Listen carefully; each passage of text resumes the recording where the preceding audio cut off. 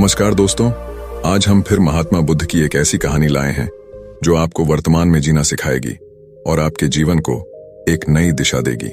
दोस्तों, स्वागत है हमारे I am inspired story channel में। दोस्तों, आपको हमारे इस चैनल में इसी तरह के ज्ञानवर्धक कहानी मिलती थी रहेंगी और आपको हमेशा इंस्पायर्ड करती रहेगी। तो हमारे इस I am inspired story channel को सब्सक्राइब जरूर करें और बेल आइकन को प्रेस करें, जिससे आने वाली सारी नोटिफिकेशन आप तक पहुंचे, और अपने दोस्तों तक शेयर जरूर करें। तो बढ़ते हैं कहानी की ओर। आनंद, जो बुद्ध के सबसे प्रिय शिष्य थे, उनके हर उपदेश को बहुत ध्यान से सुनते थे। यह कहानी इस बात पर प्रकाश डालती है कि कैसे बुद्ध ने आनंद को जीवन का सबसे महत्वपूर्ण पाठ, वर्तमान में जीने का महत्व सिखाया और साथ ही 10 महत्वपूर्ण नियम दिए। प्रारंभिक जीवन। आनंद की बेचैनी। आनंद, जो महात्मा बुद्ध के अनन्य शिष्य थे, हमेशा अपने गुरु के हर शब्द को मन से सुनते थे और उनके उपदेशों पर अमल करने की कोशिश करते थे। लेकिन आनंद के मन में एक समस्या थी।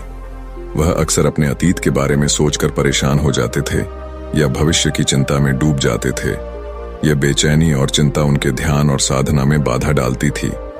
एक दिन आनंद ने बुद्ध से पूछा, गुरुदेव, मेरा मन हमेशा अतीत की घटनाओं में खोया रहता है या भविष्य की चिंताओं में डूबा रहता है। मैं वर्तमान में नहीं जी पाता। कृपया मुझे इस समस्या से उबारने का उपाय बताएं। बुद्ध ने मुस्कुराते हुए कहा, आनंद, वर्तमान में रहना सबसे बड़ा अभ्यास है। जो व्यक्ति वर्तमान में जीता है, वह जीवन के हर पल को पूर्णता से जीता है। मैं तुम्हें 10 नियम बताऊंगा, जिनका पालन करने से तुम वर्तमान में केंद्रित रह सकोगे। सांस पर ध्यान केंद्रित करो। बुद्ध ने आनंद से कहा, पहला नियम यह है कि अपनी सांस पर ध्यान केंद्रित करो। सांस जीवन का सबसे स्पष्ट और तात्कालिक अनुभव है। जब भी तुम्हारा मन भटके, अपनी सांसों को महसूस करो। जब तुम अपने सांसों पर ध्यान केंद्रित करोगे, तो तुम्हारा मन तुरंत वर्तमान में लौट आएगा। आनंद ने इसे आजमाया। धीरे धीरे वह समझ गया कि सांस लेना और छोड़ना एक साधारण लेकिन गहरा अनुभव है, जो मन को वर्तमान में स्थिर करता है। अतीत को जाने दो। दूसरा नियम था, अतीत को जाने दो। अतीत में जो हो चुका है, उसे तुम बदल नहीं सकते। जितना अधिक तुम अतीत में डूबोगे, उतनी ही तुम्हारी मानसिक शांति भंग होगी। इसलिए अतीत को जाने दो और उसे अपने वर्तमान पर हावी न होने दो। आनंद ने बुद्ध से पूछा, गुरुदेव, क्या अतीत के अनुभवों से हमें सीख नहीं लेनी चाहिए? बुद्ध ने उत्तर दिया, बिल्कुल, अतीत से सीख लो, लेकिन उसे अपने वर्तमान में बोझ की तरह मत ढो। जो हो चुका है वह बीत चुका है, उसे छोड़ देना ही बुद्धिमानी है। भविष्य की चिंता मत करो। तीसरा नियम था, भविष्य की चिंता मत करो। भविष्य अनिश्चित है और उसे लेकर चिंता करना व्यर्थ है। जब तुम भविष्य के बारे में चिंता करते हो, तो तुम्हारा मन अस्थिर हो जाता है। इसीलिए भविष्य को लेकर चिंता मत करो, बल्कि अपने वर्तमान पर ध्यान दो। आनंद को यह सुनकर बड़ा सुकून मिला, क्योंकि वह अक्सर भविष्य की अनिश्चितताओं से घबराता था। बुद्ध ने उसे सिखाया कि भविष्य की चिंता छोड़कर वर्तमान में जीना ही सच्ची शांति का मार्ग है। ध्यान का अभ्यास करो। बुद्ध ने आनंद को चौथा नियम सिखाया, ध्यान का नियमित अभ्यास करो। ध्यान से मन शांत होता है और वर्तमान में ठहरता है। ध्यान से तुम्हें यह समझ में आएगा कि वर्तमान ही जीवन का सच्चा अनुभव है। ध्यान तुम्हें अतीत और भविष्य की चिंताओं से मुक्त करेगा। आनंद ने ध्यान को अपनी दिनचर्या में शामिल किया और धीरे धीरे उसने महसूस किया कि उसका मन अधिक स्थिर और शांत हो गया है। तत्कालिक अनुभवों का स्वागत करो। बुद्ध का 5वां नियम था, तत्कालिक अनुभवों का स्वागत करो। जीवन का हर पल नया होता है। जो भी अभी घटित हो रहा है, उसे पूरे ध्यान और स्वीकार्यता के साथ जियो। इससे तुम वर्तमान के हर पल का आनंद ले सकोगे। आनंद ने बुद्ध से पूछा, लेकिन गुरुदेव, अगर अनुभव दर्दनाक हो तो? बुद्ध ने उत्तर दिया, दर्दनाक अनुभव भी जीवन का हिस्सा है। उन्हें अस्वीकार करने से दुख और बढ़ता है। उन्हें स्वीकार करने से तुम दर्द को भी शांति से झेल पाओगे। मन को सजग रखो। छठा नियम था, अपने मन को सजग रखो। मन एक बच्चे की तरह होता है जो भटकने की आदत रखता है। लेकिन जब तुम सजगता से अपने मन पर ध्यान दोगे, तो तुम्हें पता चलेगा कि वह कब और क्यों भटकता है। मन को सजग रखने से तुम उसे भटकने से रोक पाओगे। आनंद ने इस नियम का पालन किया और उसने महसूस किया कि सजगता से वह अपने विचारों और भावनाओं पर नियंत्रण पा रहा है। प्रकृति के साथ तालमेल बैठाओ। 7वां नियम है प्रकृति के साथ तालमेल बैठाओ। जीवन की हर चीज का अपना समय और स्थान होता है। जैसे दिन और रात का आना जाना, वैसे ही हमारे जीवन में भी बदलाव आते हैं। इन्हें स्वीकार करो और प्रकृति के साथ तालमेल बिठाओ। बुद्ध ने आनंद को समझाया कि जीवन की घटनाएं भी प्राकृतिक परिवर्तन का हिस्सा होती हैं। जब हम इन्हें स्वाभाविक मानकर स्वीकारते हैं तो जीवन में शांति आती। जीना, आभार व्यक्त करो। 8वां नियम था आभार व्यक्त करो। जीवन में जो कुछ भी है उसके प्रति आभार व्यक्त करो। जब तुम आभारी होते हो तो तुम्हारा मन नकारात्मकता से मुक्त हो जाता है और तुम वर्तमान के हर पल का आनंद लेने लगते हो। आनंद ने महसूस किया कि आभार व्यक्त करने से उसका मन शांत और संतुष्ट हो गया। उसने हर छोटी बड़ी चीज के लिए आभार व्यक्त करना शुरू कर दिया। मृत्यु को स्वीकार करो। 9वां नियम है मृत्यु को स्वीकार करो। मृत्यु जीवन का अपरिहार्य सत्य है। जब तुम मृत्यु को स्वीकार करते हो तो तुम जीवन के हर पल को जीने के लिए प्रेरित होते हो। मृत्यु की अनिवार्यता को जानने से तुम वर्तमान को अधिक गहराई से जी पाओगे। आनंद को यह सुनकर गहरा झटका लगा, लेकिन बुद्ध ने उसे समझाया कि मृत्यु को स्वीकारने से जीवन की हर छोटी खुशी का महत्व बढ़ जाता है।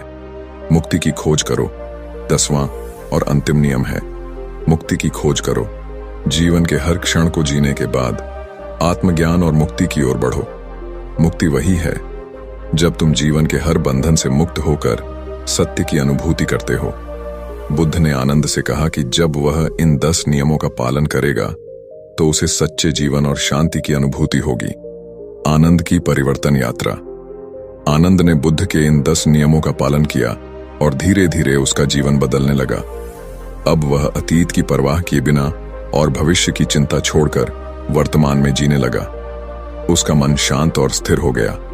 बुद्ध ने आनंद को सिखाया कि सच्चा जीवन वही है जो वर्तमान में जिया जाए। जब हम अतीत की यादों और भविष्य की चिंताओं से मुक्त होकर वर्तमान को पूरी तरह जीते हैं तो हमें सच्ची शांति और आनंद की प्राप्ति होती है। निष्कर्ष, महात्मा बुद्ध और आनंद के इस संवाद से हमें यह सीख मिलती है कि वर्तमान में जीना ही सच्चा जीवन है। जब हम अपने मन को नियंत्रित कर वर्तमान पर ध्यान केंद्रित करते हैं तो हम जीवन के हर पल को उसकी संपूर्णता में अनुभव कर सकते हैं। बुद्ध के यह 10 नियम हमें सिखाते हैं कि शांति और आनंद कहीं बाहर नहीं बल्कि हमारे भीतर है और इसे पाने का एकमात्र रास्ता वर्तमान में जीना। हमें उम्मीद है कि आपको यह कहानी पसंद आई होगी और आपने इससे कुछ अच्छा सीखा होगा। अपने सुझाव हमें कमेंट बॉक्स में दीजिए और हमारे चैनल ट्रू लाइन को सब्सक्राइब कर लीजिए। दोस्तों, इस कहानी को जरा ध्यान से सुनिएगा क्योंकि यह कहानी आपकी जिंदगी बदलने वाली है। इसमें बताया गया है कि क्यों हमको मौन रहने के लिए बोला जाता है।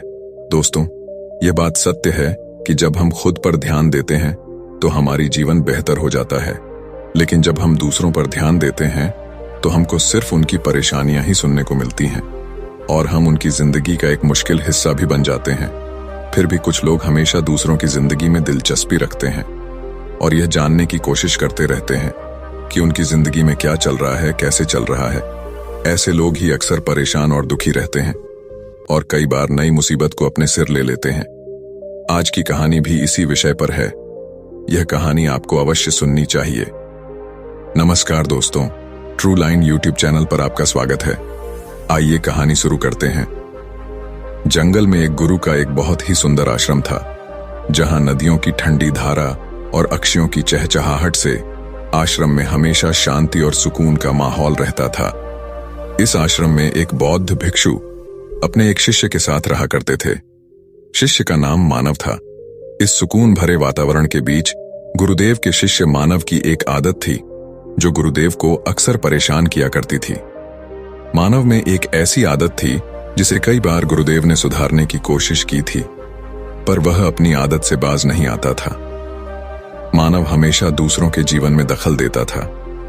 जब भी उसे कोई अनजान व्यक्ति मिलता तो वह उससे बेवजह बहुत बातें करता, फालतू की बातें करता और अजीबोगरीब सवाल पूछता रहता। इससे कभी कभी सामने वाला गुस्से में आकर उससे बोलता कि भाई यह सब क्या बोल रहे हो, लेकिन फिर भी वह अपनी आदत से बाज नहीं आता था। वह जब भी आश्रम से बाहर भिक्षा मांगने जाता, लोगों से उनके निजी जीवन के बारे में सवाल पूछता। वह जानना चाहता था कि उनकी जिंदगी में क्या चल रहा है, कौन किससे क्या कह रहा है और कौन किस दिशा में जा रहा है। उसे हमेशा दूसरों के बारे में बातें करने की आदत थी, जबकि गुरुदेव उसे बार बार समझाते थे कि अपना ध्यान केवल अपने कर्मों पर लगाओ, दूसरों के जीवन में हस्तक्षेप करना ठीक नहीं है। एक दिन गुरुदेव ने मानव से कहा, मानव, तुम अपनी ऊर्जा दूसरों के जीवन में झांकने में क्यों लगाते हो? हर व्यक्ति का जीवन उसका अपना है और उसमें दखल देना तुम्हारे ध्यान और साधना में बाधा उत्पन्न कर रहा है। लेकिन मानव की यह आदत आसानी से छूटने वाली नहीं थी। हर बार वह वही गलती दोहराता और गुरुदेव उसे फिर से समझाते। मानव की यह आदत मनो छूटने का नाम ही नहीं ले रही थी। एक दिन गुरुदेव ने मानव को अपने साथ भिक्षा लेने के लिए गांव में ले जाने का निर्णय लिया। वह जानते थे कि यदि उसे सही समय पर सबक नहीं सिखाया गया तो उसकी आध्यात्मिक यात्रा अधूरी रह जाएगी। गांव में पहुंचने के बाद गुरुदेव ने उसे अकेला छोड़ दिया ताकि वह खुद लोगों से मिल सके और भिक्षा मांग सके। मानव ने कुछ घरों पर दस्तक दी। भिक्षा मांगने के दौरान उसकी पुरानी आदत फिर से उभर आई। वह हर व्यक्ति से उनके निजी जीवन के बारे में पूछता। एक घर के द्वार पर उसने एक स्त्री से पूछा, तुम्हारे पति कहाँ हैं? क्या तुम्हारे बच्चे स्कूल जाते हैं? औरत को बहुत गुस्सा आया और वह उसे बुरा भला सुनाने लगी और कहने लगी, तुम कम बोलो, यही तुम्हारे लिए अच्छा होगा। दरअसल उसके पति को किसी गलत कार्य के कारण कारावास में डाल दिया गया था और उसके बारे में फैल रही गलत अफवाहों के बारे में सुन सुनकर वह स्त्री बहुत परेशान हो चुकी थी। पर मानव को तो सबके जीवन के बारे में जानने की गहरी उत्सुकता रहती थी कि हर किसी के जीवन में क्या चल रहा है। अब उस स्त्री से बर्दाश्त नहीं हुआ। तब उस स्त्री ने गांव वालों के सामने मानव को बहुत मरा, जिससे वह लहूलुहान हो गया और उसको असहनीय पीड़ा भी होने लगी। मानव उस स्त्री से बचने का प्रयास करता, पर उस स्त्री ने उसे बहुत की बुरी तरह पीटा। गुरुदेव दूर से यह सब देख रहे थे। उन्होंने सोचा कि मानव को एक वास्तविक और गहरी सीख की जरूरत है। भिक्षा समाप्त करके वे दोनों आश्रम वापस लौटे। गुरुदेव ने मानव से कुछ नहीं कहा, लेकिन उनके मन में एक योजना तैयार हो चुकी थी। कुछ दिन बाद आश्रम में एक बड़ा यज्ञ आयोजन किया गया। गांव के बहुत से लोग यज्ञ में शामिल होने आए। यज्ञ के बाद सभी लोग गुरुदेव के पास आशीर्वाद लेने आए। इस मौके पर मानव की आदत फिर उभर आई। वह लोगों से उनके निजी जीवन के बारे में सवाल पूछने लगा। उसने एक वृद्ध व्यक्ति से पूछा, आपके बेटे कहाँ हैं? क्या वे आपकी देखभाल करते हैं? उस वृद्ध व्यक्ति ने निराशा भरे स्वर में उत्तर दिया, मेरे बेटे अब मेरी चिंता नहीं करते। वृद्ध व्यक्ति ने कहा, आजकल के बेटे माता पिता की कहां सेवा करते हैं, सब मतलबी हो गए हैं, अपने अपने काम, व्यापार और शहर की जिंदगी में व्यस्त हैं। मुझे कौन पूछने वाला है? लेकिन बेटा, तुम किसी से यह बात मत कहना। मैं तुम्हें अपने मन की बात बता रहा हूं। आजकल अकेले रहने में ही भलाई है। किसी के भरोसे मत रहो। जीवन का असली सुख आत्मनिर्भर रहने में है। इस उत्तर के बाद मानव ने यह बात औरों के साथ साझा की और देखते ही देखते यह बात पूरे गांव में फैल गए। कुछ देर में उस वृद्ध के बेटे भी वहां आए और उन्होंने अपने पिता के बारे में फैल रही अफवाहों पर गुस्सा जताया। वहां एक अप्रिय स्थिति उत्पन्न हो गई और यज्ञ का पवित्र वातावरण बिगड़ने लगा। तो उन्होंने गुस्से में आकर मानव को बहुत मारा। वे उसे इतना पीटते रहे कि वह लहूलुहान हो गया और उसके शरीर में असहनीय पीड़ा होने लगी। गुरुदेव यह सब देख रहे थे, लेकिन उन्होंने अभी भी कुछ नहीं कहा। वे जानते थे कि अब समय आ गया है जब मानव को वास्तविकता का सामना करना पड़ेगा। कुछ दिन बाद गुरुदेव ने मानव को अपने साथ जंगल के एक गहरे हिस्से में ले जाने का निश्चय किया। वह स्थान आश्रम से कुछ दूर था और वहां बहुत कम लोग जाते थे। गुरुदेव ने मानव से कहा, आज हम यहां ध्यान करेंगे। यहां की शांति में तुम अपने मन को एकाग्र कर सकोगे। मानव तैयार हो गया और दोनों वहां ध्यान करने बैठ गए। कुछ ही देर में मानव ने ध्यान में डूबने की कोशिश की, लेकिन उसके मन में हमेशा की तरह अन्य लोगों की बातें चलने लगीं।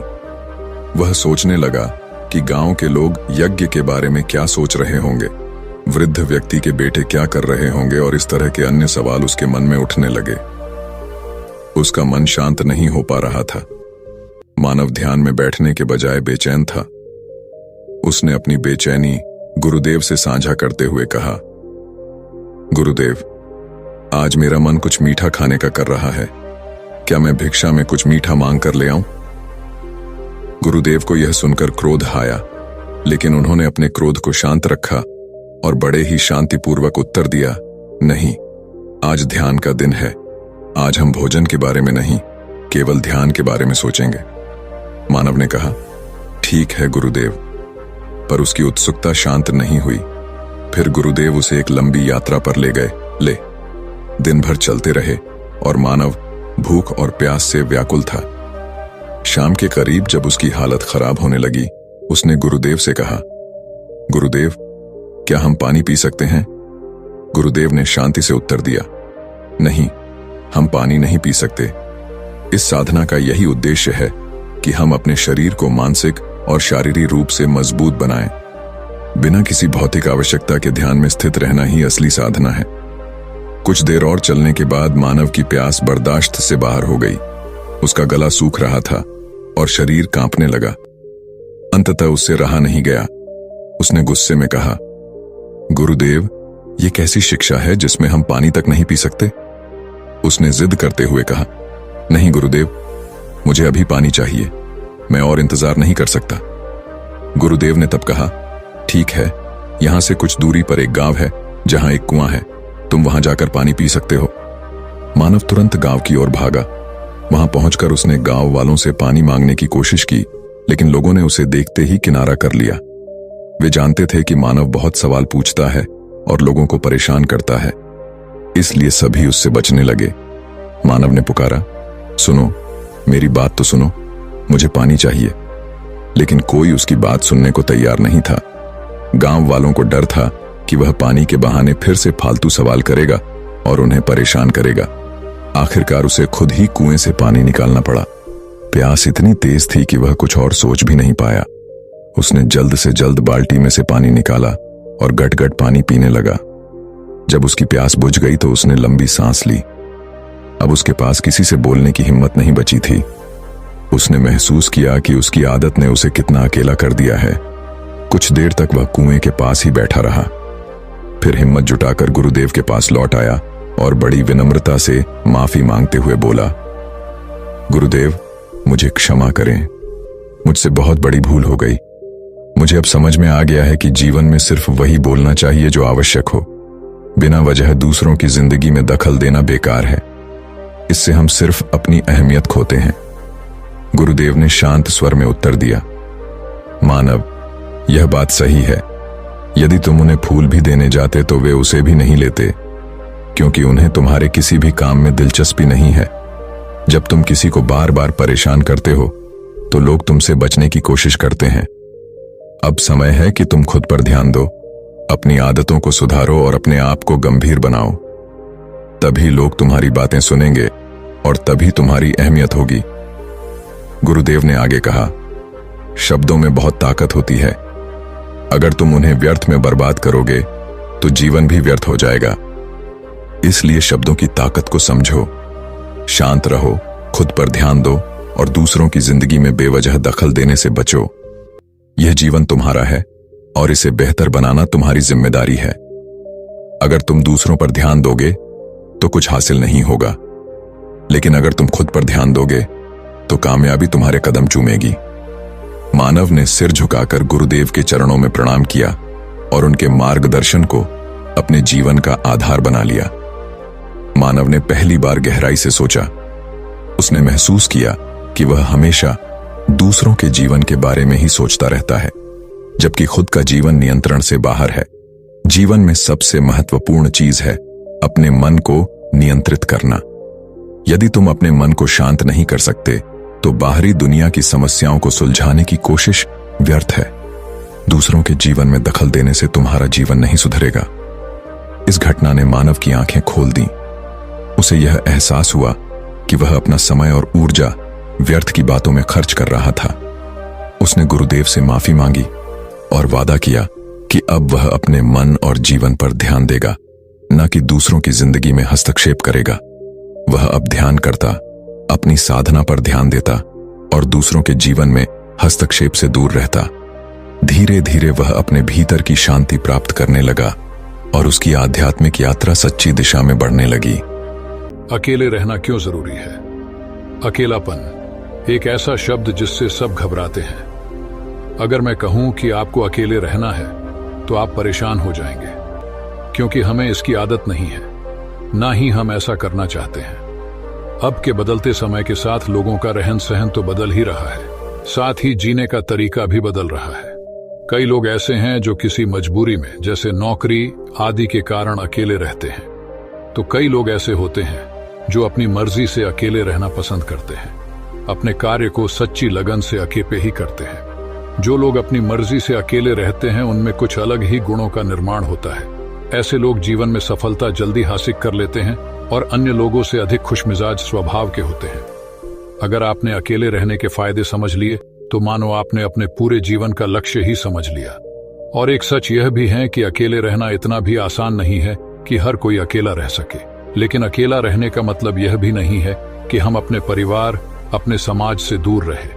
अकेले रहने की भी एक कला है जो आपको आगे इस कहानी में पता चलेगी। अकेले रहने का यहाँ मतलब है एकांत में रहकर अपने कार्य को, अपने सम्मान को, अपनी प्रतिष्ठा को, अपने अंदर झांकने की कला को, अपने उज्जवल भविष्य को आप कैसे आगे बढ़ा सकते हैं उसके बारे में जानना। इस कहानी के माध्यम से हम अकेले रहने के उन 7 अमूल्य गुणों के बारे में भी जानेंगे जो हमारे जीवन की एक नई शुरुआत करने में मदद करेंगे। नमस्कार दोस्तों, ट्रू लाइन यूट्यूब चैनल पर आपका स्वागत है। तो कहानी शुरू करते हैं। घने जंगलों के बीच में बौद्ध गुरु का एक विशाल आश्रम था, जहां बौद्ध गुरु अपने शिष्यों के साथ रहा करते थे। एक दिन बौद्ध गुरु के पास एक व्यक्ति आया जिसका नाम मानव था। मानव ने गुरु को प्रणाम किया और बोला, गुरुदेव, मेरे दुखों का क्या कारण है? बौद्ध गुरु बहुत ही बड़े आत्मज्ञानी व्यक्ति थे। बौद्ध गुरु ने कहा, अपने आप को चीजों से चिपका लेना, चीजों को पकड़ लेना और उन चीजों के प्रति आसक्त होकर उसके पीछे भागना ही तुम्हारे दुख का कारण है। मानव ने गुरु को धन्यवाद किया और कहा, गुरुदेव, आपने तो मेरी समस्या का समाधान कर दिया। मैं इतने दिनों से अपनी समस्या का समाधान चाहता था, आपका बहुत बहुत धन्यवाद। यह कहकर मानव वहां से जाने लगा। गुरु ने कहा, पूरी बात तो सुन लो। मानव ने कहा, नहीं गुरुदेव, आपका इशारा मिल गया, बस वही काफी है। वैसे भी समझदार को इशारा ही काफी होता है। इतना कहकर मानव वहां से चला गया। 1 महीने के बाद मानव फिर से बौद्ध गुरु के पास आया। इस बार मानव का हाल बहुत ही बुरा था। वो बहुत ही दुखी था। वह सीधे गुरु के चरणों में गिर पड़ा और कहने लगा, गुरुदेव, आपने जो कहा था मैंने वैसा ही किया, पर मैं आज भी दुखों से घिरा हुआ हूं, जैसे संसार के सभी दुख मुझ पर ही आ पड़े हैं। बौद्ध गुरु ने मानव से पूछा, तुमने ऐसा क्या किया? मानव ने कहा, मुझे अपने परिवार वालों से, मित्रों से, रिश्तेदारों से दुख मिल रहा है। मैंने उन्हें छोड़ दिया और छोड़कर चला गया। मुझे 2-4 दिन तो मुझे अच्छा लगा, पर धीरे धीरे मुझे उनकी याद आने लगी। अपने माता पिता, अपनी पत्नी, अपने बच्चे याद आने लगे। रिश्तेदार याद आने लगे। यहां तक कि मुझे अपने शत्रु भी याद आने लगे। इतना दुखी तो मैं उनके पास रहकर भी नहीं था जितना मैं उनसे दूर होकर हो गया हूं। इसलिए आज मैं वापस घर जाने के लिए निकला था और आपके पास आ पहुंचा। आपने मुझे इतनी गलत सलाह क्यों दी? बौद्ध गुरु मुस्कुराए और कहने लगे, तुम परिवार को छोड़कर भागे, मित्रों, रिश्तेदारों, यहां तक कि शत्रुओं को भी छोड़कर भागे, पर यह तुम्हारी गलतफहमी थी कि तुम छोड़कर भाग रहे हो। वास्तव में तुम उन्हें लेकर भाग रहे थे। मानव ने कहा, पर गुरुदेव, मैं तो किसी को अपने साथ नहीं लाया। बौद्ध गुरु ने कहा, जो चीज हमें दुख देती है वह कहीं बाहर नहीं होती, यहां तक कि जो हमें सुख देती है वह भी बाहर नहीं होती। ये सब परिवार वाले, रिश्तेदार, मित्र, शत्रु, ये सब कहां बसते हैं? ये सब हमारे मन में बसते हैं। और जब तुम भागे तो तुम अपने मन को साथ लेकर भागे, और यह सब तुम्हारे मन में तुम्हारे साथ भाग रहे थे, तो तुम इनसे कहीं दूर गए ही नहीं। जब जो चीजें मन में बसी हो और वह आसपास हो, वह हमें बहुत ज्यादा लगती है, पर वास्तव में वह बहुत कम होती है। और जब हम इन चीजों से दूर हो जाते हैं, यानी छोड़कर भाग जाते हैं, तब मन उन चीजों को पाने के लिए फिर से प्रयास करने लगता है, और तब यह चीजें बहुत ज्यादा दुख देती है, जैसा तुम्हें हो रहा है। मानव ने कहा, तो गुरुदेव, अब मैं क्या करूं? चीजों के साथ रहो तो दुख, चीजों को छोड़कर जाओ तो दुख। क्या मैंने सिर्फ दुख उठाने के लिए ही जन्म लिया है? बौद्ध गुरु जोर जोर से हंसने लगे और कहने लगे, यह बात बिल्कुल सत्य है। यहां सब सिर्फ दुख उठाने के लिए ही जन्म लेते हैं, पर यह भी सत्य है कि इन दुखों के पार सुख भी है, और उस सुख के पार दुख भी है। जिन चीजों में हमें सुख नजर आता है वह दुख देते हैं, और जिनमें दुख नजर आता है वही सुख का कारण बन जाते हैं।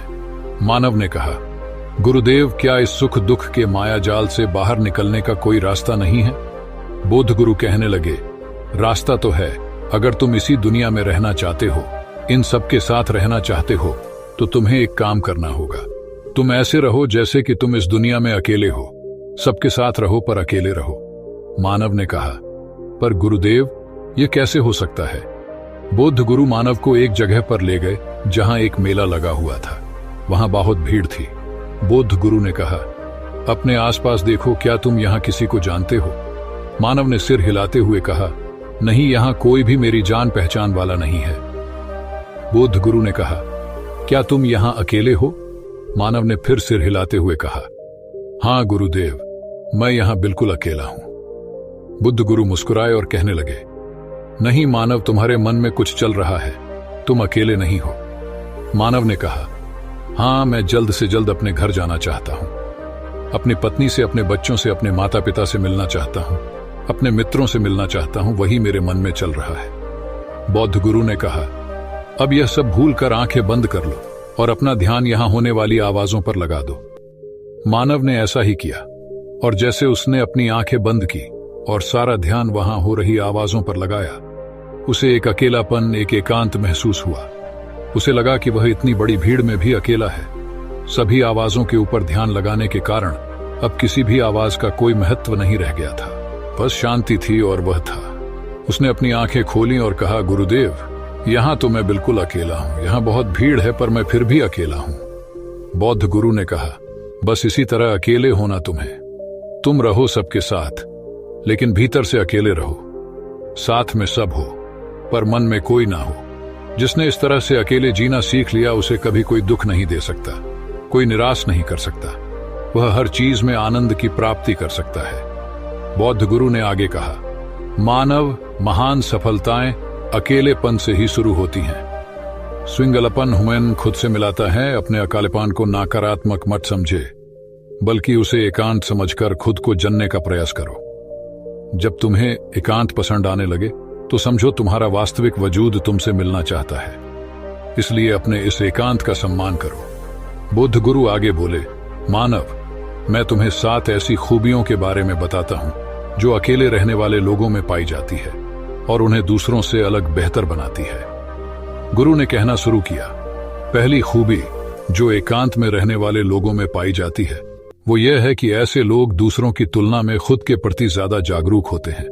वो खुद के स्वभाव और आचरण के बारे में ज्यादा गहराई से जानते हैं। ऐसा इसलिए होता है क्योंकि जब हम अकेले होते हैं तो हमें खुद के बारे में सोचने का काफी समय मिल जाता है, जिससे हम खुद के व्यवहार को अच्छे से समझ पाते हैं। एकांत में रहने वाले लोग खुद की कमजोरी और ताकत को भी अच्छे से जान पाते हैं, जिससे वो दूसरे लोगों की तुलना में किसी भी खराब परिस्थिति का सामना अच्छे से कर पाते हैं। बौद्ध गुरु ने आगे कहा, मानव, अकेले रहने वाले लोगों की दूसरी खूबी है कि ये सकारात्मक सोच वाले लोग होते हैं। देखो, जब बहुत से लोग हमारे साथ होते हैं तो वहां एक दूसरे से तुलना, जलन, घमंड, लालच जैसे कई विचार अपने आप ही मन में आने लगते हैं। फिर इंसान इन विचारों के बस में आकर उल्टे सीधे काम करने लगता है। हालांकि ऐसा नहीं है कि एकांत में रहने वाले लोगों के मन में ये विचार नहीं आते, क्योंकि वो अकेले हैं, इसलिए दूसरों से तुलना, जलन, घमंड जैसे विचार उनके मन में दूसरों की तुलना में थोड़ा कम आते हैं। बौद्ध गुरु आगे कहते हैं, कि अकेले रहने वाले लोगों की तीसरी खासियत यह होती है कि ये लोग दूसरों की तुलना में ज्यादा अनुशासित और आत्मनिर्भर होते हैं। साथ ही ऐसे लोगों को दूसरों का काम भी पसंद नहीं आता। ये अपना काम खुद करने पर ही भरोसा करते हैं। साथ ही ये लोग कोशिश भी करते हैं कि दूसरों से कम सहायता लें, क्योंकि ऐसे लोग आत्मनिर्भर और अपने काम को लेकर स्पष्ट होते हैं। ऐसे लोग अनुशासित भी होते हैं। ये लोग अपने समय की कदर करते हैं और दूसरों का भी समय बर्बाद नहीं करते। अकेले होने की वजह से ऐसे लोग एक निश्चित दिनचर्या का पालन भी करते हैं, जिससे ये लोग ज्यादा व्यवस्थित होते हैं, और ये भी इनके अनुशासित होने का एक कारण है। बौद्ध गुरु ने आगे कहा, अकेले रहने वाले लोगों की चौथी खासियत यह है कि ये लोग किसी भी चीज के बारे में बड़ी बारीकी से और गहराई में जाकर सोच सकते हैं। अकेले रहने वाले लोगों की यह सबसे बड़ी खासियत होती है। इसलिए जितने भी लेखक, कवि और बड़े बड़े रचनाकार हैं, उन सभी को एकांत में रहना पसंद था, क्योंकि जब कोई व्यक्ति एकांत में होता है तो अपने अंदर की आवाज सुन पाता है। जितने भी बड़े आविष्कार हुए हैं, उन सब की शुरुआत एकांत में हुई थी, क्योंकि एकांत में रहकर ही किसी भी चीज के बारे में बड़ी बारीकी से सोचा और समझा जा सकता है। बौद्ध गुरु ने आगे कहा, एकांत में रहने वाले लोगों की पांचवी खूबी यह है कि इनका व्यक्तित्व सबसे अलग हटकर होता है। ये लोग ज्यादातर दूसरे लोगों के साथ रहते हैं, ये अकेले रह ही नहीं पाते। ये कितनी भी कोशिश कर ले, लेकिन जाने अनजाने में दूसरों के व्यक्तित्व का कुछ हिस्सा उनके अंदर आ ही जाता है। दूसरों की आदतें, दूसरों के विचार उनके अंदर प्रवेश कर ही जाते हैं, जिससे उनके व्यक्तित्व में वो अनूठापन, वो निरालापन नहीं आ पाता। उनका व्यक्तित्व कई सारे लोगों के साथ व्यक्तित्व का मिश्रण होता है।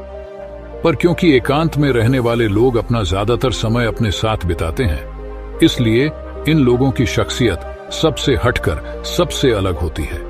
इसलिए इनके व्यवहार में एक अलग ही निरालापन होता है, जो किसी दूसरे व्यक्ति को भी पसंद आ सकता है और नहीं भी।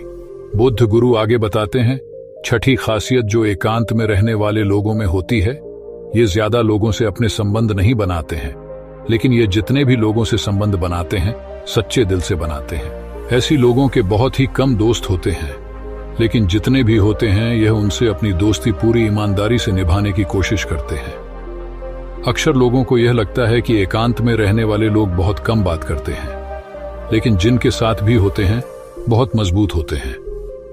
बौद्ध गुरु ने आगे कहा, एकांत में रहने वाले लोगों की सातवीं खूबी यह है कि ये लोग मानसिक तौर पर और भावनात्मक रूप से मजबूत होते हैं, क्योंकि उन्हें पता होता है कि अगर कोई समस्या उनके ऊपर आती है तो उन्हें अकेले ही उन समस्या से निपटना होगा। ऐसा बार बार करने से उनके अंदर खुद के प्रति आत्मविश्वास बढ़ जाता है, और आत्मविश्वास और आत्मसम्मान के बनने से वो मानसिक और भावनात्मक तौर पर और मजबूत होते चली जाते हैं, और यह मान लेते हैं कि कोई भी ऐसी समस्या नहीं है जिससे वो अपनी रक्षा अपने दम पर न कर सके, और यही एक सोच उन्हें दूसरों से अलग बनाती है।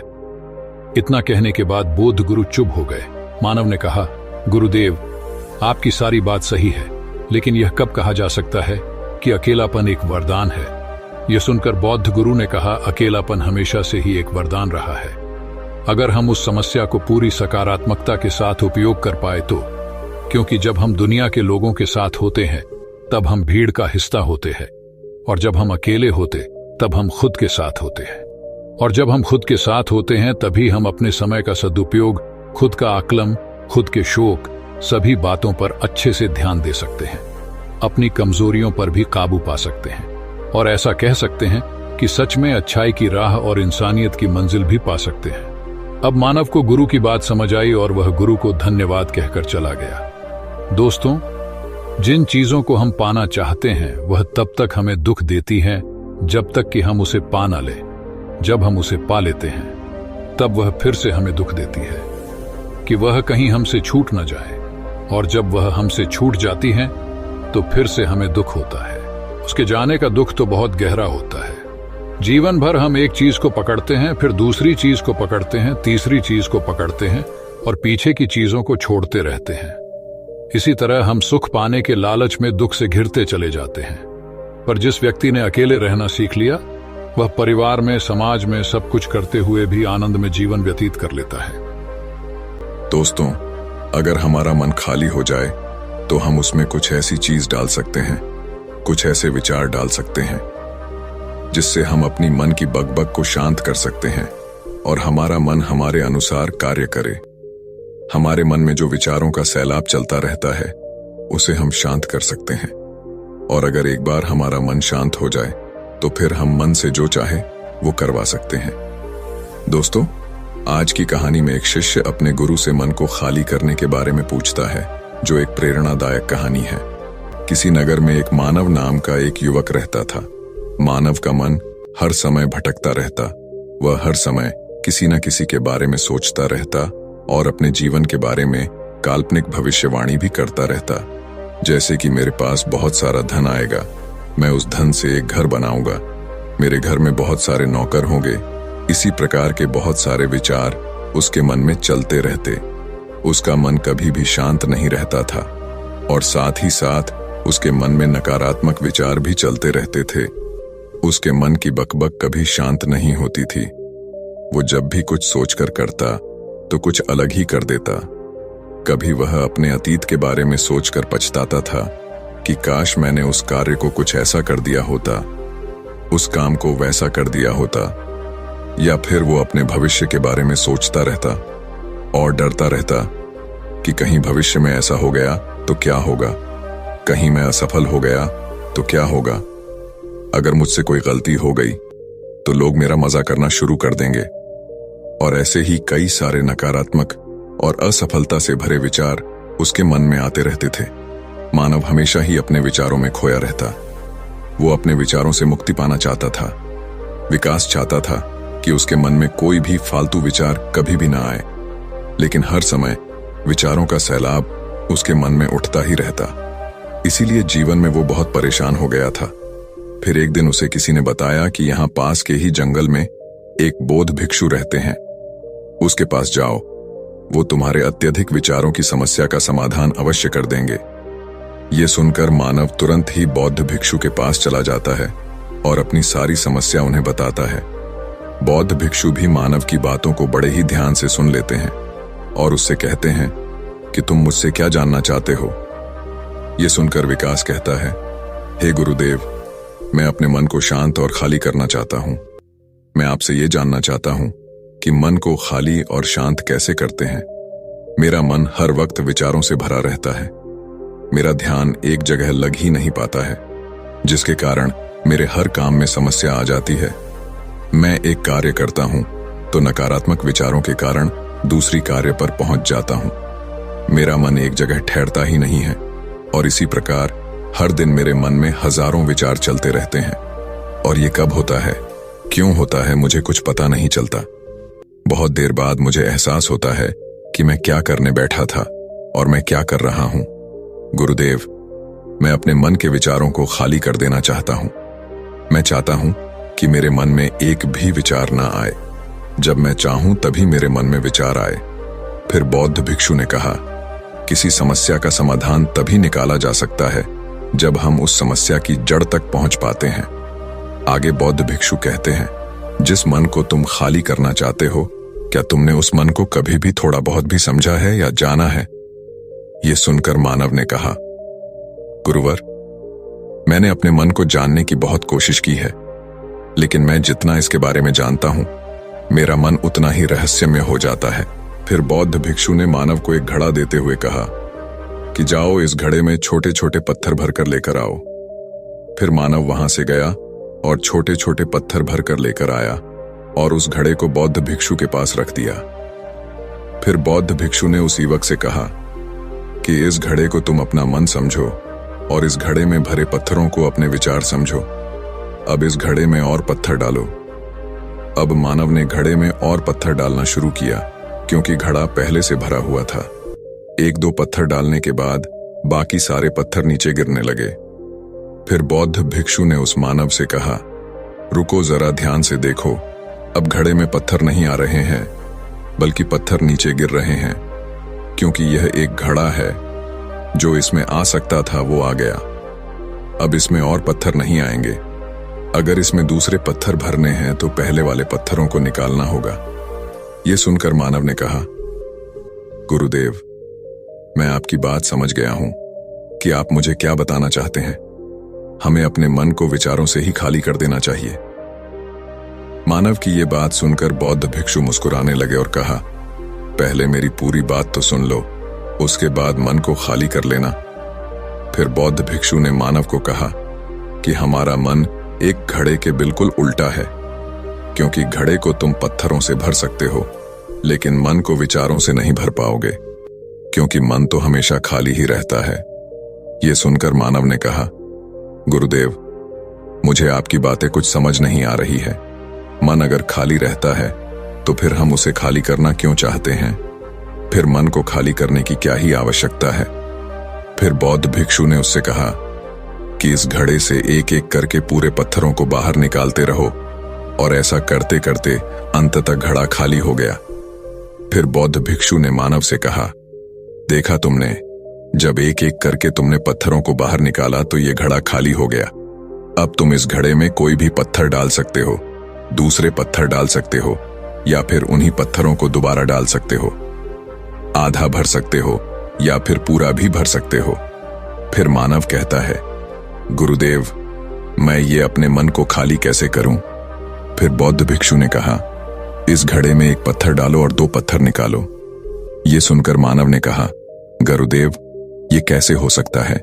जब इस घड़े में एक पत्थर होगा तो एक ही पत्थर निकलेगा, 2 कैसे निकलेंगे? बौद्ध भिक्षु मुस्कुराए और बोले, ऐसा नहीं हो सकता है तो ऐसा ही करो कि इस घड़े में 2 पत्थर डालो और 4 निकालो। मानव ने कहा, गुरुवर, ऐसा कैसे हो सकता है? ये कोई चमत्कारिक घड़ा तो है नहीं कि एक डालो तो 2 निकल आएंगे, 2 डालो तो 4 निकल आएंगे। ये सुनकर बुद्ध भिक्षु ने कहा, ये घड़ा तो चमत्कारिक नहीं है, लेकिन तुम्हारा मन तो चमत्कारिक है। उसमें से अगर तुम एक विचार बाहर निकालते हो तो उसके साथ 2 विचार आते हैं, और जब तुम उन 2 विचारों को पकड़ते हो तो उसके साथ 4 विचार निकलते हैं, और फिर मनुष्य विचारों के जाल में उलझ जाता है। फिर उस युवक ने कहा, गुरुदेव, मैं आपकी बात समझ रहा हूं, लेकिन क्या मैं हमेशा अपने विचारों के जाल में ही फंसा रहूंगा? क्या मन के इस माया जाल से निकलने का कोई रास्ता नहीं है? बौद्ध भिक्षु ने कहा, इस मिट्टी के घड़े में आधे पत्थर बढ़ा दो। फिर उस युवक ने ऐसा ही किया। अब गुरु ने कहा, अब इन पत्थरों में से कोई एक पत्थर चुनो और उस पत्थर की एक छोटी सी मूर्ति बनाकर मुझे दे दो। मैं जानता हूं कि तुम एक अच्छे कलाकार हो। मानव ने एक पत्थर निकाला और उसने देखा कि पत्थर बहुत बारीक है। उसने दूसरा पत्थर निकाला, वह पत्थर बहुत छोटा था। अब मानव ने तीसरा पत्थर निकाला, लेकिन वो तीसरा पत्थर भी उसे पसंद नहीं आया। उसका रंग अच्छा नहीं था। ऐसा करते करते मानव ने सारे ही पत्थरों को बाहर निकाल दिया। मानव को ऐसा करते हुए बौद्ध भिक्षु बड़े ही ध्यान से देखते। अब बौद्ध भिक्षु ने मानव से कहा, भंते, तुमने जो पहला पत्थर निकला था, अब ये मनो कि यह अकेला पत्थर है तुम्हारे पास। इसके अलावा तुम्हारे पास कोई दूसरा पत्थर नहीं है। अब मानव ने पत्थर से इसे मूर्ति बनानी शुरू की, और कुछ ही समय बाद एक बहुत सुंदर मूर्ति बनाई और बौद्ध भिक्षु को भेंट की। और बौद्ध भिक्षु से कहा, गुरुदेव, इस पत्थर से इतनी सुंदर मूर्ति बन सकती थी, मैं ये सोच भी नहीं सकता था। मानव की बात सुनकर बौद्ध भिक्षु ने कहा कि जब तुम्हारे पास और कोई दूसरा विकल्प नहीं होता है, तब हम उस विकल्प में ही संपूर्ण ऊर्जा लगाते हैं और उसी को सबसे बेहतर बनाते हैं। लेकिन जब हमारे पास कई सारे विकल्प होते हैं तो हम पत्थर चुनते भी नहीं और मूर्ति बनती भी नहीं। हमारा मन भी एक विचार के पीछे हजारों विकल्प खोल कर रख देता है, और फिर हम इस हजारों विचारों में उलझ कर रह जाते हैं। अब मानव को सब समझ आ रहा था। अब मानव ने कहा, गुरुदेव, मैं आपकी बातों को बहुत अच्छे से समझ गया हूं, लेकिन अब मुझे क्या करना चाहिए? कृपया आप मेरा मार्गदर्शन करें। बौद्ध भिक्षु ने मानव से कहा कि मन को खाली करना या फिर साफ करना या 1-2 दिन का काम नहीं है। यह बहुत लंबी प्रक्रिया है। क्या तुम इसके लिए तैयार हो? मानव ने कहा, जी गुरुदेव, मैं तैयार हूं, चाहे कितनी भी लंबी प्रक्रिया क्यों ना हो।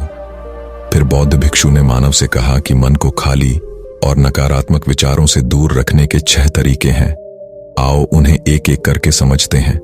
पहला तरीका है कि ऐसे लोगों का साथ छोड़ दो जो तुम्हें कमजोर, पिछड़ा हुआ लक्ष्यहीन महसूस कराते हैं। अक्सर हमारे आसपास ऐसे लोग होते ही हैं जो हमसे पद और धन से ऊपर होते हैं, और इसी पद और धन के घमंड में वो अपने नीचे के लोगों को कुछ भी नहीं समझते। इसीलिए ऐसे लोगों के पास रहना ही नहीं चाहिए। और ऐसे लोग अपने से छोटे लोगों को हमेशा यही महसूस कराते हैं कि आप कितने छोटे हैं। ऐसा सुन सुनकर उनकी सोच बंध जाती है, और इसीलिए वो छोटे लोग अपने जीवन में कुछ बड़ा हासिल कर ही नहीं पाते। इसके अलावा कई बार हमारे मित्र और घर परिवार के सदस्य भी ऐसे होते हैं जो अक्सर हमें छोटा महसूस कराते हैं, हमें नीचा दिखाने की कोशिश करते हैं, लोगों के सामने हमारा मजाक बनाते हैं। तो ऐसे लोगों से जितना दूर हो सके उतना दूर रहो। ये लोग ऐसे होते हैं कि तुम्हारी नजरों से तुम्हारी गरिमा को दूर करके तुम्हें लक्ष्यहीन बनाते हैं, और फिर तुम्हें खुद की काबिलियत पर शक होना शुरू हो जाता है, जिससे तुम्हारे अंदर मानसिक नताव की स्थिति पैदा हो जाती है और जीवन एक बोझ बनने लगता है। आगे बौद्ध भिक्षु मानव से कहते हैं कि तुम कुछ चुनिंदा लोगों को ही अपना मित्र बनाओ। तुम ऐसे लोगों को ही अपना मित्र बनाओ जिससे तुम कुछ सीख सकते हो, जिनकी तुम इज्जत कर सकते हो, जो तुम्हारी भावनाओं को समझ सके, जिनकी सोच तुमसे मेल खाती हो, जो जीवन में तुम्हें आगे बढ़ने में सहायता करें। हमारे जीवन और चरित्र में हमारे माता पिता के बाद हमारे मित्रों का ही सबसे ज्यादा योगदान होता है। इसलिए मित्रों का सही होना भी बहुत आवश्यक है। ऐसा कहा भी जाता है, तुम उन 5 लोगों का प्रतिबिंब हो जिनके साथ तुम सबसे ज्यादा वक्त बिताते हो। अगर तुम्हारे साथ रहने वाले 5 लोग अमीर हैं तो तुम भी धीरे धीरे अमीर बनना शुरू कर दोगे। अगर वो 5 लोग चोर हैं तो तुम भी धीरे धीरे चोरी करना सीख लोगे। कहने का अर्थ यही है कि तुम वैसा ही बन जाते हो जिस तरह के लोगों के साथ तुम अपना समय बिताते हो। किसी महान दार्शनिक ने कहा था कि तुम मुझे किसी भी इंसान के मित्रों से मिलवा दो, मैं उसके मित्रों को देखकर उस इंसान का भविष्य बता दूंगा। हमारी सबसे बड़ी समस्या यह है कि हम लोगों को ना नहीं बोल पाते हैं। जिन लोगों के साथ हम रहना पसंद भी नहीं करते हैं, न चाहते हुए भी हमें उन नकारात्मक लोगों के साथ वक्त बिताना पड़ता है। इसीलिए सबसे पहले हमें अपने जिंदगी में उन लोगों को न कहना सीखना होगा जिनके साथ रहकर हमें लगता है कि ये हमारी जिंदगी खराब कर रहे हैं। अगर ये हमारे जिंदगी में ना हो तो शायद हम ज्यादा खुश रहेंगे। बौद्ध भिक्षु आगे कहते हैं, तीसरा तरीका है कि तुम कभी भी अपना अतीत नहीं बदल सकते, लेकिन तुम अपना भविष्य अवश्य बदल सकते हो। इसीलिए तुम्हें पूरी तरह से वर्तमान में रहते हुए उन चीजों पर, उन कामों पर ध्यान देना होगा जो तुम्हारे नियंत्रण में है, जिन्हें तुम आज कर सकते हो अभी कहो। आगे बौद्ध भिक्षु कहते हैं कि मेरी एक बात याद रखना, केवल वर्तमान में रहकर भविष्य को स्वरा जा सकता है, अतीत में रहकर नहीं। इसीलिए वर्तमान में जीने की आदत डालनी होगी। चौथा तरीका है कि तुम स्वस्थ और पौष्टिक खाना खाओ। हमारा शरीर ऊर्जा से चलता है और हम जैसा खाना खाएंगे वैसी ही ऊर्जा हमारे शरीर को मिलेगी। अगर हमारा शरीर स्वस्थ नहीं रहेगा तो हमारा मन स्वस्थ कैसे रहेगा? जब शरीर कमजोर व बीमार रहता है तो मन में कई सारे नकारात्मक विचार आते हैं, और स्वस्थ शरीर में स्वस्थ दिमाग का वास होता है। इसीलिए शरीर को स्वस्थ व मजबूत रखना हमारी जिम्मेदारी है। बौद्ध भिक्षु कहते हैं कि 5वां तरीका यह है कि रोज ध्यान करो। ध्यान करने का सबसे उपयुक्त समय सुबह या फिर रात को सोने से पहले होता है, लेकिन अगर तुम्हें ध्यान में गहरा जाना है तो सबसे उपयुक्त समय रात का ही होता है। रात में सोने से पहले ध्यान करने से नींद में भी सुधार होता है और सुकून भी व गहरी नींद आती है। ध्यान करने के लिए तुम अपनी सांसों पर ध्यान केंद्रित कर सकते हो, या फिर मन में उठने वाले विचारों पर भी अपना ध्यान केंद्रित कर सकते हो। मन में उठने वाले विचारों पर ध्यान केंद्रित करने से ध्यान करने वालों का ज्यादा फायदा होता है, क्योंकि इसमें आसानी से गहरे ध्यान में उतरा जा सकता है। अगर तुम ध्यान नहीं कर सकते तो तुम रोज खुद के साथ वक्त बिताओ। अपने आप को समझो कि मन में किस प्रकार के विचार उठ रहे हैं और क्यों उठ रहे हैं। बौद्ध भिक्षु आगे कहते हैं कि 6ठा तरीका है कि तुम नई नई जगह घूमने जा सकते हो, क्योंकि एक पुरानी कहावत है कि एक लंबी यात्रा आपको 100 किताबों के बराबर ज्ञान देती है। गौतम बुद्ध अपने जीवन काल में 9 महीने लगातार घूम रहे थे। उनके भ्रमण करने का यही कारण था कि नई नई जगह जाने से ज्ञान की प्राप्ति के साथ साथ मन को एक नयापन भी प्राप्त होता है। नई जगह घूमने से मन प्रसन्न रहता है। मन में नए विचार जन्म लेते हैं जो जीवन को एक नई दिशा देते हैं। आगे बौद्ध भिक्षु कहते हैं कि मन के जाल में कभी मत फंसो, मन को खाली करने की कोशिश मत करो, जीवन में ध्यान करना सीखो। अपने ध्यान को केंद्रित करो, अपने ध्यान में एकाग्रता लाओ और जीवन में जो कर रहे हो उसे पूरी मेहनत के साथ अंतिम समझकर करो। उस काम को ऐसे करो कि उसके बाद तुम्हें और कुछ नहीं करना है, और जब फिर दूसरे विचार पर कार्य करो तो कार्य को भी अंतिम कार्य समझो और मन को एकाग्र करके कार्य करो। मन में कोई अन्य विचार नहीं आना चाहिए। मन के माया जाल से निकलना इतना आसान नहीं है, लेकिन शांत मन से ध्यान करने से सब कुछ पाया जा सकता है। इस कहानी से हमें यह शिक्षा मिलती है कि मन को खाली करना या विचारों को नियंत्रित करना कोई आसान कार्य नहीं है, लेकिन यह ध्यान, संयम और सही दिशा में प्रयास से संभव है। बौद्ध भिक्षु की बातों से यह स्पष्ट होता है कि यदि हम मन को भटकने से रोककर एकाग्रता से किसी भी कार्य में जुटते हैं तो हम अपने जीवन में शांति और सफलता दोनों प्राप्त कर सकते हैं। इसलिए हमें अपने विचारों पर नियंत्रण रखते हुए वर्तमान में जीने की कला सीखनी चाहिए और हर काम को पूरी मेहनत और एकाग्रता के साथ करना चाहिए। बाकी अगर ये कहानी आपको अच्छी लगी हो तो इस वीडियो को लाइक करें। दोस्तों, आपको हमारे इस चैनल में इसी तरह के ज्ञानवर्धक कहानी मिलती थी रहेंगी और आपको हमेशा इंस्पायर्ड करती रहेगी। तो हमारे इस IM इंस्पायर स्टोरी चैनल को सब्सक्राइब जरूर करें और बेल आइकन को प्रेस करें, जिससे आने वाली सारी नोटिफिकेशन आप तक पहुंचे, और अपने दोस्तों तक शेयर जरूर करें। दोस्तों, आप हमारे दूसरे चैनल को भी सब्सक्राइब कर लीजिए, जिस पर आपको जीवन को बदल देने वाली कहानियां सुनाई जाती हैं। तो मिलते हैं एक नई कहानी में।